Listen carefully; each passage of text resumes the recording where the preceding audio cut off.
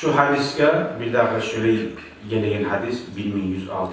hadiste de ve an Hafsa radıyallahu anha bunu halimizge Peygamber aleyhisselam'ın başka ahlusaydı. Birihi Ayşe de eklenedi. O da ahlusu radıyallahu anha. Hali Hafsat diyen ahlusu o da dedi?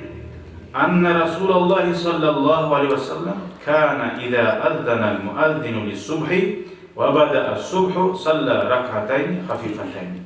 Ay namaz çakırıp şu erken namaz kılmaga yok bolan zamanla 2 rekat yengil kuyda namaz kılıydı.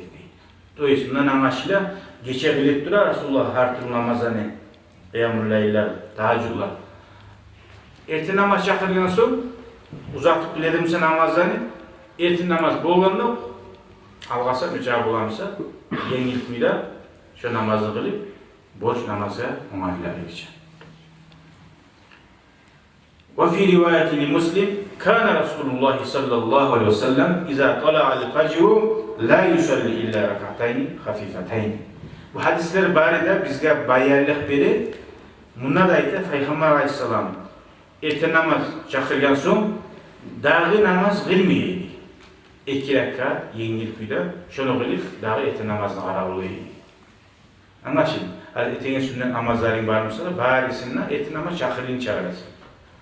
Namaz çakırdı mı bitti. Onu tur bir daha kılar namazı, tur bir daha namaz kılar, tur bir daha namaz kılar demekse görürsen aytasın. Sen ne namazlar kılasan neyse.